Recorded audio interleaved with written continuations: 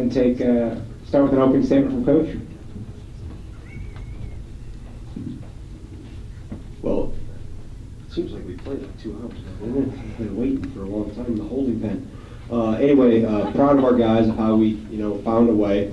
I'm not going to claim it's our most intelligent display of basketball at times, but we were able to do enough good things at the right times, specifically make free throws when we needed to, and do just enough to stem off any tide they were going to try to make. But proud of our guys. I thought Brevin Pritzel off the bench was really solid and did some really good things. Didn't try to get outside his lane, so to speak.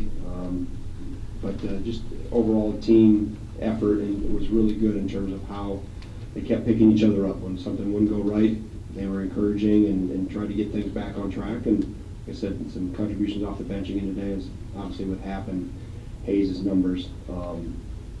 Really carried a lot of the scoring load, but to be able to continue to get people's best shot and people coming after us, that was found another way to win yet again. So with that, I'll take any questions.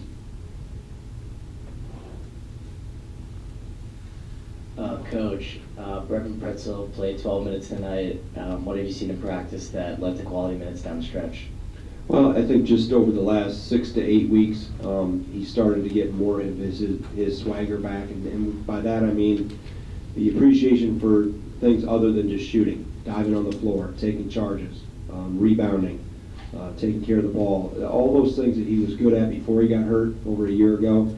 And it's really taken him a long time to get back into that rhythm. And I think for him mentally, I think he was probably caught into the trap of that shooting is going to get me back faster than anything else, and really it had to be all those other things first. And we know he can score, we know he shoots it really well, but he had to be doing those other things too, and that's what we've seen over the last, margin of time, whatever, 6, 8, I don't know exactly how long, I'm giving you a guesstimate there, but he just kept getting more and more consistent. And I've brought him over with us different times during practice, and I thought he's handled it pretty well today. I just kept liking what I was seeing. I mean, he just, like I said before, he stayed in his lane. He didn't try to do too much. He didn't try to make up for lost time. He just was a solid contributor, guarded very well for a guy that hasn't had a whole lot of live game defensive experience in those type of situations. I thought he did some really good things, and just somebody that shows that we can count on him. Yeah. Greg, can you expand a little bit on you said you wouldn't classify this as the most intelligent display. Are you talking about some of the turnovers, the passes? You're talking about shot selection or guys maybe forcing some things offensively? No, it was, turnovers, but I thought we made some defensive decisions that were way out of character too. We gave up shots at times where we tried to gamble on passes. We got out of position, which forced defensive rotations, and we had to help when we shouldn't have been in a position to have to help. And they did a good job of finding who we had to leave or where we had to come off to stop the ball. And at times when we didn't have to do it. There's a point in time when you take a calculated risk, but the times that we did it, I think we made the wisest decision. And even at the end there to pull the ball out when we're not clean for a layup with Vito. We were in a situation a few years ago at Michigan State where we tried to do the same thing, and we have it not turn our way, and they capitalize and we lose the game. So they're just things that we have to make more mature intellectual decisions at times. And it wasn't always with the basketball. There were obviously some turnovers that we need to be better at, but I thought we did some things defensively that really put us at a disadvantage and put other teammates at risk in terms of what they had to cover up for mistakes that were made. And something that we've got to make sure that can't happen. In the back. Coach, straight in the back. The 2 plays at the end. He had the steal and the dunk, and then held the ball, called the timeout. Kind of maybe looking at those 2 plays as an example, but also generally speaking, how have you seen him grow and mature? Because were those plays that he would have made, for instance, last year? Well, I think the thing you've seen with Ethan is that he's more consistent, and he plays at a higher level of consistency because he's more confident. How is he more confident? Because he's got a year of experience, and he's taken advantage of what he got last year, compounded it with what he's learning this year, and has become a more consistent player. I don't see the ups and downs with him emotionally. I don't see the fluctuations in his production and what he's trying to do. I don't see him disappearing at maybe times when he did last year. He would kind of float up and down, and normally what a freshman goes through that's in those type of situations. I think he's just used his experience and his opportunities that he's had and tried to grow from them. So, it's a credit to him to taking advantage of his experience and doing a good job with that. Here on the left. Speaking of Pritzel getting in that rhythm, Vito's been a bit out of rhythm from three. How do you think Vito can get back into his rhythm from last year? Just do the other things that don't involve shooting the ball, and that's what we always talk about. The shooting and the shots will come. Defend, rebound, take care of the ball, run the floor in transition, be a good teammate, find the open player. All the other intangible things that I talked about that help Reverend Pritzel, those same type of things can help anybody that's ever struggling offensively. Anytime a player gets consumed with offense first, it's usually when they get themselves in a hole and have their mind maybe focused on the wrong things. It's the other things that we need to focus on, the intangibles of how you can help the team in other ways, maybe when the ball doesn't go in for you. Greg, I don't know how much free time you had yesterday, but it was a pretty crazy day in college basketball. 6 top 10 teams go down, Big Ten home teams went 0-4. And I know you're a little bit of a perfectionist and you find things to pick apart even in wins, but do you appreciate at least that your guys are doing enough to find a way to win even when they're not playing necessarily their best? Well, I think good teams do that. They find a way. It's hard to be able to hit on all cylinders for 30-some games. You obviously are building towards a crescendo. You hope the crescendo doesn't happen for a while yet, and to be able to maintain it and hit on all cylinders, like I said before, consistently is hard. You're going to go through some ups and downs. You're going to go through nights when the ball doesn't go in. We've been able to find other ways, whether it's been defensively, on the defensive glass, some things that we've calloused and toughened a little bit and haven't become reliant.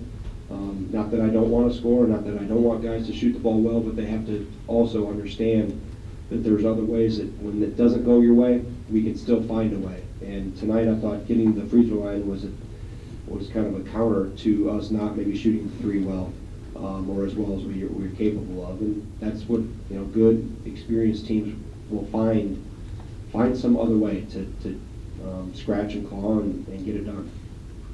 In the back on the left. Hey, Coach, defensively, were you satisfied with holding a guy like Thomas Bryant to 11 points, 6 rebounds? Yeah, I thought we did a pretty good job. I thought Ethan individually, for the most part, made it hard for him to get into comfort zones and was pretty physical with him. I thought we did a good job when we did send a double team. We did trap it. We did a pretty good job with that. We rotated it behind it. So I think for the most part, he's a really good player. I think he's improved a lot. Speaking of Bryant, I think there were some other areas where we have to get better at. Obviously we got to do a better job in what we did on Newkirk, and I'll always find we'll find some things even with Bryant where we made some mistakes. Obviously he was pretty efficient, going 5 for 7, but I thought we didn't let him get in a rhythm. We didn't let him get too comfortable, and obviously Charlie, I thought, did a good job on him as well when he played him. Vito, for the most part. But it was a group effort. We did a good job, decent job of pressuring the ball to make the entry passes a little harder. And then when we did trap, I thought we did a pretty decent job of trapping and getting it out of his hands. Tom. Greg, you touched on this a little bit, but this is another game, in a little stretch here, short stretch, where you've been pretty inconsistent on offense. What do you have to do to get this offense back to where you want to be, or to get it to where you wanted it to be all season? Well, I think the one thing, you always evaluate the type of shots you get. And as long as we're touching the post, playing through the post, not necessarily meaning we have to shoot it from there, but understanding what's made us good and where our strengths are, continue to play through those. I understand there's going to be nights that the ball doesn't go in, but I evaluate more on the type of shot we get. Is it something that's closely guarded? Is it something where we could have made one more pass to a more open person? Did we not touch the post enough? Today I thought we made a pretty conscious effort for the most part of touching the post and playing through it, through the paint. And we've got guys in there that are unselfish, that are good passers. So it will level itself out. I don't get too wound up in terms of droughts, as long as the type of shots are good and we're approaching the offensive possession the right way. obviously turning the ball over is not approaching the offensive position the right way. You know, tough contested shots or not. I thought for the most part we did a decent job. I thought there was a couple, or the first half specifically, where we didn't change sides of the floor, we didn't touch the post, or we got dribble happy at times, and ended up taking tougher jump shots than necessary. But it's something they understand. They continue to grow with what makes us good, and that's the one thing we continue to talk about and learn from is, you know, we'll get the ball to go in. We work on it enough that we got good enough guys are good enough shooters, but let's make sure we're doing ourselves a favor by approaching each possession the right way. Got one more here in front. Coach, Zach finished with only 5 points and he had 3 rebounds, but he seemed to be diving all over the floor tonight and even took a charge. Was tonight kind of a classic Zach Showalter performance and the kind of effort and toughness he brought? Yeah, he typically gets, you know, it's more of the perimeter scores. You know, he gets that assignment. I thought there was a couple mistakes he made defensively, but for the most part he was pretty solid, and obviously you know you're going to get the hustle and the intangible things with Zach. I mean, that's what got him here in the first place, and that's what he's added to this program, and that's what we need. I mean, that's the value that he can give to us that maybe always doesn't show up in how many points he scores, but the things he does are really important to us. Thanks, Coach. All right, thank you.